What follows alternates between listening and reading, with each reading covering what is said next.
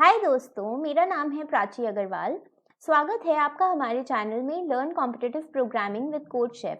तो अगर आप डेटा स्ट्रक्चर्स एंड एल्गोरिदम्स को मास्टर करना चाहते हैं और कॉम्पिटिटिव प्रोग्रामिंग को सीखना चाहते हैं तो आप बिल्कुल सही जगह पर हैं, क्योंकि यहाँ पे हम हर हफ्ते पोस्ट करते हैं कोड शेफ के प्रॉब्लम एक्सप्लेनेशंस, कंसेप्चुअल वीडियोस और भी बहुत कुछ।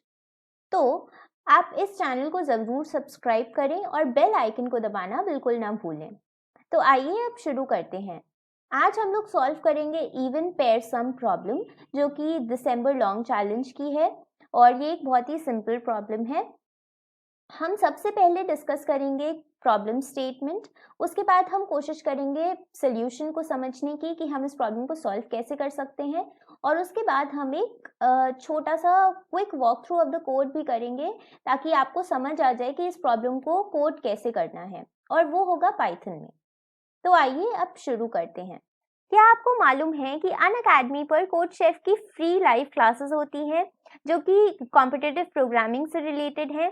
हमारे पास बिगनर लेवल कोर्सेज हैं जैसे कि introduction to Java and C plus plus, basic data structures, और हमारे पास एडवांस लेवल कोर्सेज भी हैं जैसे कि graphs, trees, recursion, sorting and advance level data structures. तो हमारे पास ये सब कोर्सेज भी हैं और ये कोर्सेज पढ़ाए जाते हैं दुनिया के टॉप कोडिंग एक्सपर्ट्स के थ्रू, जैसे कि IOI medalist, ICPC world finalist और टॉप प्रोडक्ट बेस्ड कंपनीज पर काम कर चुके हुए एजुकेटर्स हैं हमारे पास, जैसे कि Apple, LinkedIn, Facebook, Flipkart and so on. तो आपको बस इतना करना है कि या तो आप अनअकैडमी की ऐप डाउनलोड कर लीजिए या फिर आप अपने आप को रजिस्टर कर सकते हैं unacademy.com में, और रजिस्टर करने के बाद आप अपना गोल चूज करिए एज कॉम्पिटिटिव प्रोग्रामिंग। और आप जब अपना गोल चूज कर लेंगे तो आप इन सभी बेनिफिट्स का लाभ उठा सकते हैं। आप पेड प्लस सब्सक्रिप्शन भी ले सकते हैं अनअकैडमी का, जहाँ पे आपको एडिशनल फीचर्स मिलेंगे और इंडिविजुअल लेवल सपोर्ट भी मिलेगा। और यहाँ पर बहुत सारी प्रैक्टिस प्रॉब्लम्स के सेट्स हैं जो कि हर पॉसिबल टॉपिक को कवर करती हैं, और आपको यहाँ पे 6 स्टार और 7 स्टार टीचिंग असिस्टेंट्स भी प्रोवाइड किए जाएंगे जो कि आपके हर एक डाउट्स को सॉल्व करेंगे ड्यूरिंग द सेशन और आफ्टर द सेशन। तो आप किस बात का वेट कर रहे हैं? जल्दी से अनअकैडमी पर कॉम्पिटिटिव प्रोग्रामिंग के लिए सब्सक्राइब करें, और इसके लिए आप मेरा रेफरल कोड भी यूज कर सकते हैं जो कि है प्राची16, और इससे आपको 10% का इंस्टेंट डिस्काउंट भी मिलेगा। तो जल्दी कीजिए और कॉम्पिटिटिव प्रोग्रामिंग की जर्नी को आज ही शुरू करिए। इस प्रॉब्लम में हमारे पास दो पॉजिटिव इंटीजर्स हैं, यानी कि a और b, और हमें फाइंड करना है ऐसे नंबर ऑफ पेयर्स कितने फॉर्म हो सकते हैं x, y such that x plus y is even, यानी कि इस पेयर का जो सम है वो इवन होना चाहिए। अब x और y की रेंज ऑफ वैल्यूज क्या है? तो उसी के लिए हमें a और b पॉजिटिव इंटीजर्स गिवन है, क्योंकि वो हमारी वैल्यूज को फॉर्म करेंगे। x की वैल्यूज होगी फ्रॉम 1 to a और y की वैल्यू होगी from 1 to b। These are all the possible values जो x और y की हो सकती हैं। अब जैसे मान लीजिए कि अगर a इक्वल्स टू 3 है और b इक्वल्स टू 5 है, ये एक एग्जाम्पल हम लोग लेंगे।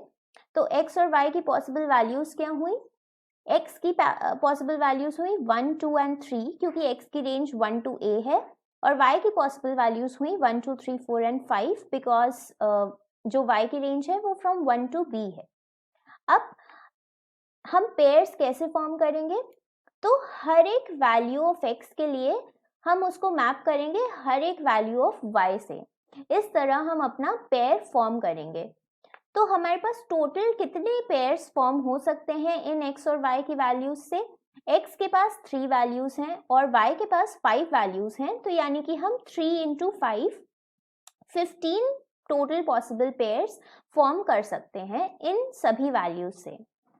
अब हमें उन 15 पेयर्स में से ये फाइंड आउट करना है ऐसे कितने पेयर्स हैं जिनका सम इवन होगा।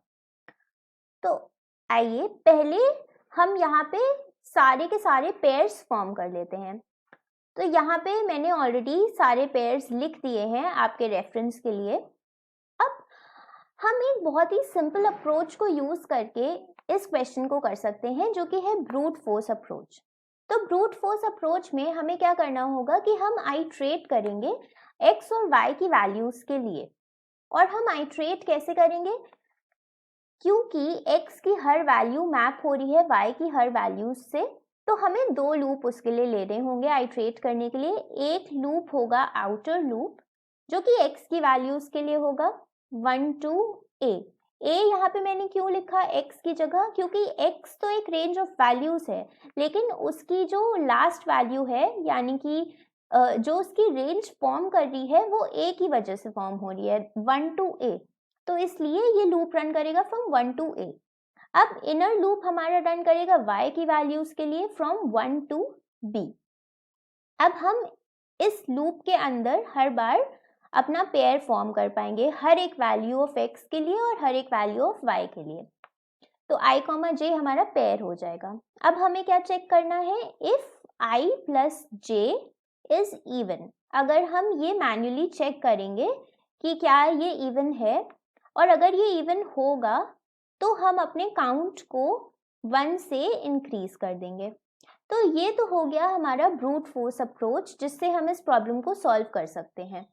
आप देख सकते हैं मैंने ऑलरेडी हाईलाइट कर दिया है रेड में कौन से ऐसे पेयर्स हैं जिनकी वैल्यू हमें, जिनका सम हमें इवन मिल रहा है। तो ऐसे आप देख सकते हैं कि 8 पेयर्स हैं। लेकिन अगर आप इस अप्रोच से इस प्रॉब्लम को सॉल्व करेंगे यानी कि ब्रूट फोर्स अप्रोच से, तो क्या प्रॉब्लम आएगी कि अगर आपका मान लीजिए a और b बहुत ही लार्ज नंबर है 10 to the power 9, और ये प्रॉब्लम में गिवन भी है कि a और b की जो रेंज है, अपर रेंज है, वो 10 to the power 9 है। तो अगर ऐसा सिनेरियो आ जाएगा प्रॉब्लम में, तब आपकी सोल्यूशन एक्सेप्ट नहीं होगा, आपको टाइम लिमिट एक्सीडेड आ जाएगा। तो इस सिनेरियो में जब ये सोल्यूशन एक्सेप्ट नहीं हो रहा है तो हमें इसके लिए एक बेटर अप्रोच सोचना पड़ेगा। तो वो बेटर अप्रोच क्या हो सकता है? अब आप जानते होंगे कि नंबर्स की कुछ प्रॉपर्टीज होती हैं इवन ऑड से रिलेटेड। तो वो प्रॉपर्टीज क्या होती हैं कि अगर हम एक इवन नंबर को इवन नंबर के साथ ऐड करते हैं तो हमें रिजल्ट हमेशा एक इवन नंबर मिलेगा, और अगर हम एक ऑड नंबर को ऑड नंबर के साथ ऐड करते हैं तो हमें हमेशा इवन नंबर मिलेगा। आप इसको एग्जाम्पल के रूप में भी चेक कर सकते हैं, इवन प्लस इवन। तो लेट अस डू 2 + 2, तो हमें 4 मिल रहा है जो कि इवन है। अब ऑड प्लस ऑड भी करके देख सकते हैं, 3 + 3 = 6, तो हमें इवन नंबर मिल रहा है। आप अपने हिसाब से कोई भी एग्जाम्पल लेके इसे चेक भी कर सकते हैं। तो ये दोनों प्रॉपर्टीज हमें ये इंश्योर करेंगी कि हमारा जो पेयर का सम है वो इवन है या फिर नहीं है। अगर हम ये फाइंड आउट कर लें कि x और y दोनों इवन हो या x और y दोनों ऑड हो, तो हम ये चीज कैसे फाइंड आउट कर सकते हैं? तो एक चीज तो ये समझने वाली हुई कि हमने टोटल नंबर ऑफ कितने पेयर्स बनेंगे इन x और y की वैल्यूज के लिए, ये कैसे फाइंड आउट किया था। तो हमें पता है कि हर एक वैल्यू ऑफ x जो है वो हर एक वैल्यू ऑफ y के साथ मैप हो रही है। तो अगर x के पास 3 वैल्यूज हैं और y के पास 5 वैल्यूज हैं, तो यानी कि 15 पेयर्स बनेंगे। बट अब यहाँ पे फिल्टरिंग हो रही है, यानी कि अब हमें सिर्फ, अगर हम फर्स्ट प्रॉपर्टी की बात करें तो हमें सिर्फ इवन नंबर्स से मतलब है, बाकी नंबर्स से मतलब नहीं है।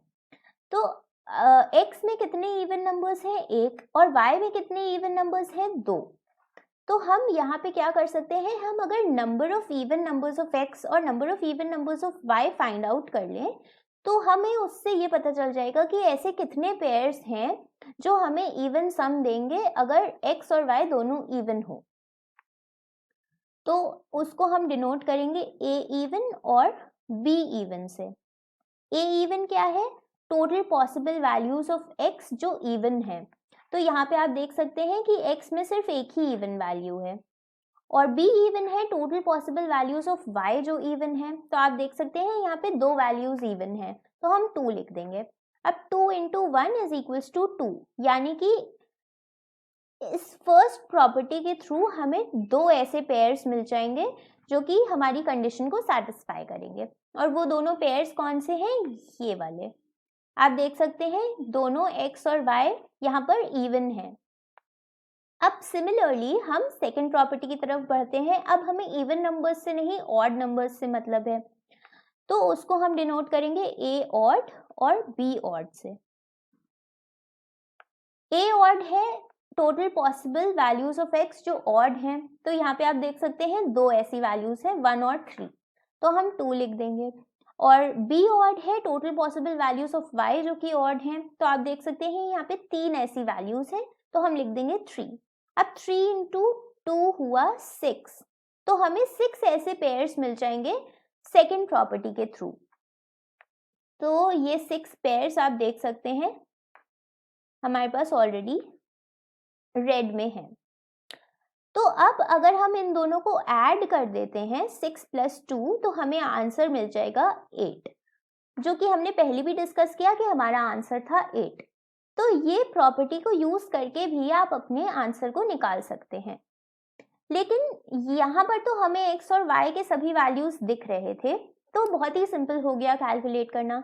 लेकिन हम अगर इसको भी आइट्रेट करके फाइंड आउट करने की कोशिश करेंगे कि कौन सा नंबर ऑड है कौन सा नंबर इवन है, और उसको काउंट करेंगे, तो फिर से हमारा यही प्रॉब्लम क्रिएट होगा कि अगर a और b लार्ज हैं तो फिर बहुत ज़्यादा बार एग्जीक्यूशन होगा, तो हमें वो नहीं चाहिए। इसलिए हम कुछ छोटे फॉर्मूले डिस्कस करेंगे जिसकी हेल्प के थ्रू हम ये कैलकुलेशन बहुत ही ईजिली कर सकते हैं।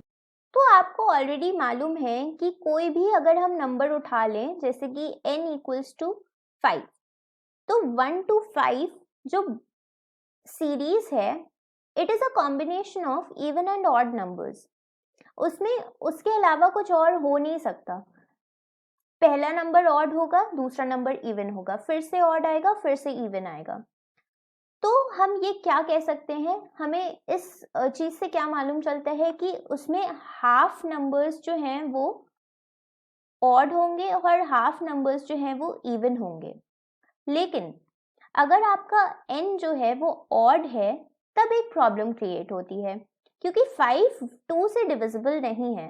5 डिवाइडेड बाय 2 2.5 होता है, तो डेफिनेटली 2.5 नंबर्स नहीं हो सकते। अगर आपका n = 4 होता, यानी कि इवन होता, तो आप डेफिनेटली कह सकते हैं कि यहाँ पे 2 ऑड नंबर्स हैं, 2 इवन नंबर्स हैं। 4 डिवाइडेड बाय 2 = 2, तो आधे ऑड आधे इवन। लेकिन ऑड के केस में आप ऐसा नहीं कह सकते, इस केस में नहीं हो सकता ऐसा। तो हमें ये डिसाइड करना पड़ेगा कि हमें फ्लोर वैल्यू लेनी है या फिर सीलिंग वैल्यू लेनी है, इवन के केस में और ऑड के केस में। तो आप देखिए यहाँ पे ऑब्जर्व कीजिए कि जो इवन नंबर है वो सेकेंड पोजीशन से स्टार्ट हो रहा है, तो जब तक वो अपने थर्ड पोजीशन पे पहुंचेगा, फर्स्ट और सेकेंड पोजीशन के लिए तो हमारे पास इवन नंबर भी है और ऑड नंबर भी है। अब थर्ड पोजीशन का ऑड नंबर हमारे पास है, लेकिन थर्ड पोजीशन का इवन नंबर हमारे पास अवेलेबल ही नहीं है।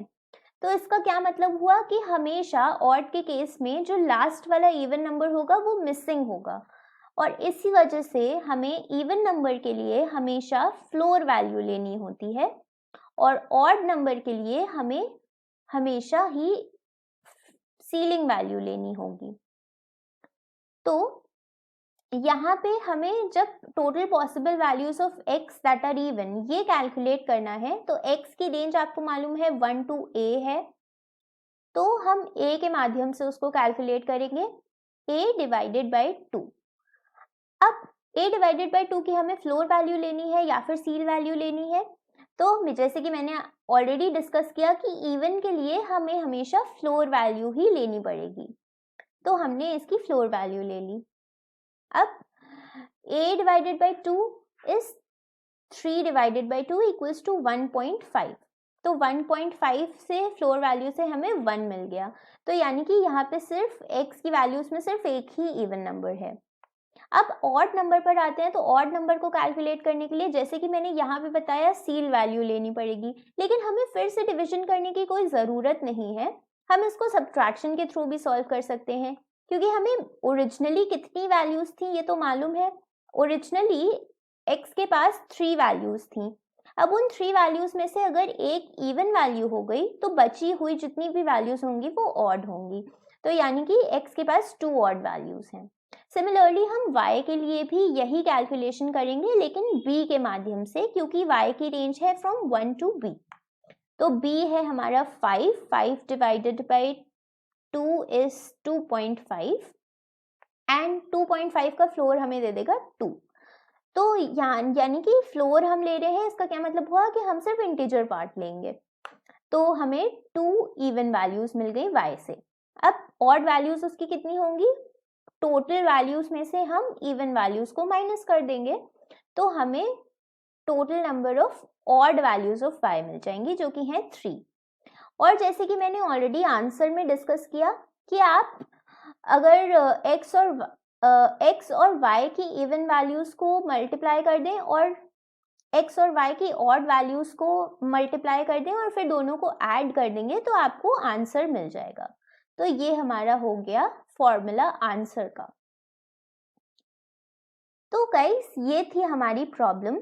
अब हम इसके लिए एक बार इनपुट आउटपुट्स भी डिस्कस कर लेते हैं।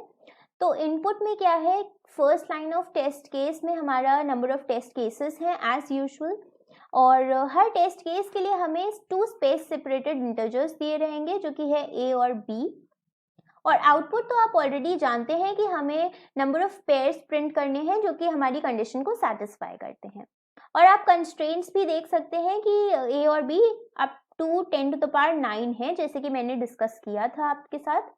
तो 10 to the power 9 बहुत ही बड़ा नंबर है। तो इस केस में हमारा जो अब सेकेंड सोल्यूशन था बेटर अप्रोच, ये वाला सोल्यूशन इजीली एक्सेप्ट हो जाएगा क्योंकि इसकी कॉम्प्लेक्सिटी सिर्फ ऑर्डर ऑफ 1 है और ब्रूट फोर्स अप्रोच यहाँ पे वर्क नहीं करेगा। तो आइए अब कोड डिस्कस करते हैं। तो गाइज आइए अब हम कोड डिस्कस कर लेते हैं। ये है कोड पाइथन में। एक बहुत ही सिंपल कोड है, इसमें डिस्कस करने जैसा कुछ नहीं है बिकॉज मैंने आपको ऑलरेडी सब कुछ समझा दिया है। लेकिन हाँ, अगर आप फिर भी रेफर करना चाहते हैं तो ज़रूर इस पार्ट को देखें। तो हमारे पास सबसे पहले फर्स्ट लाइन में नंबर ऑफ टेस्ट केसेस के लिए इनपुट है। उसके बाद हम एक लूप रन करेंगे हर एक टेस्ट केस को कवर करने के लिए और हम अपने a और b का इनपुट ले रहे हैं। अब यहाँ पे मैंने मैप फंक्शन क्यों यूज किया है, क्योंकि a और b हमारे पास in the form of space separated integers थे। तो a और b की वैल्यू उन वेरिएबल्स में चली जाए, इसलिए हम मैप फंक्शन का यूज कर रहे हैं यहाँ पे। अब हमारा यहाँ इस लाइन से, फोर्थ लाइन से हमारा कोड शुरू होता है। तो हमें अपने कोड में क्या करना था, total possible values of x जो कि इवन है और ऑड है ये फाइंड आउट करनी थी सबसे पहले। तो a इवन में हम फाइंड आउट करेंगे ऑल दोज वैल्यूज जो कि इवन है x में। तो a डिवाइडेड बाय 2 करने से हम वो फाइंड आउट कर सकते हैं, लेकिन मैंने आपको बताया कि हमें फ्लोर वैल्यू लेनी थी। तो फ्लोर वैल्यू लेने के लिए हमने डबल स्लैश ऑपरेटर का यूज किया है। तो ये वाला ऑपरेटर क्या करता है, ये किसी भी डिवीजन का सिर्फ इंटीजर पार्ट लेता है। तो अगर मान लीजिए आपने 5 डिवाइडेड बाय 2 किया तो उसका आंसर 2.5 होता है, लेकिन ये वाला जो ऑपरेटर है क्या करेगा, सिर्फ 2 हमारा जो है वो आंसर देगा हमें। तो इसलिए हम फ्लोर की जगह ये वाला ऑपरेटर यूज कर रहे हैं। और आप math.floor का भी यूज कर सकते हैं, वो भी गलत नहीं होगा। तो अब a odd के लिए, a odd मतलब कि ऑड वैल्यूज ऑफ x, तो उसके लिए हमें टोटल वैल्यूज में से इवन वैल्यूज माइनस करनी थी, तो हम यहाँ पर भी वही कर रहे हैं। और सिमिलरली जैसे मैंने x के लिए डिस्कस किया, वही सेम चीज हम y की वैल्यूज के लिए भी कर रहे हैं, बस डिफरेंस इतना है कि a की जगह वहाँ पे b यूज होगा। तो b डिवाइडेड बाई 2 और b माइनस b इवन। तो यहाँ से हमें b की इवन और ऑड वैल्यूज पता चल जाएंगी। अब आंसर की इक्वेशन मैंने आपके साथ ऑलरेडी डिस्कस करी है कि हमें इवन वैल्यूज ऑफ x और इवन वैल्यूज ऑफ y को मल्टीप्लाई करना है और फिर ऑड वैल्यूज ऑफ x और ऑड वैल्यूज ऑफ y को मल्टीप्लाई करना है, और जब हम उन दोनों को ऐड कर देंगे तो हमें हमारा फाइनल आंसर मिल जाएगा जो कि है नंबर ऑफ पेयर्स। ऐसे कितने पेयर्स हैं जो कि हमें सम इवन देंगे, और लास्ट में हम सिर्फ अपना आंसर प्रिंट कर देंगे। तो दैट्स इट गाइस, ये था हमारा कोड। अब अगर आपको प्रॉब्लम समझ आई हो तो प्लीज़ इस वीडियो को ज़रूर लाइक करें। अगर आपके पास कोई भी डाउट्स हैं या फिर ऑल्टरनेटिव सॉल्यूशन है तो आप उसे कमेंट सेक्शन में पोस्ट करके डिस्कस कर सकते हैं। आप इस प्रॉब्लम को अपने आप ज़रूर ट्राई करें क्योंकि इससे आपकी कोडिंग प्रैक्टिस इन्हांस होगी। और हर एक नोटिफिकेशन को पाने के लिए हमारे चैनल को ज़रूर सब्सक्राइब करें और बेल आइकन को दबाना बिल्कुल ना भूलें।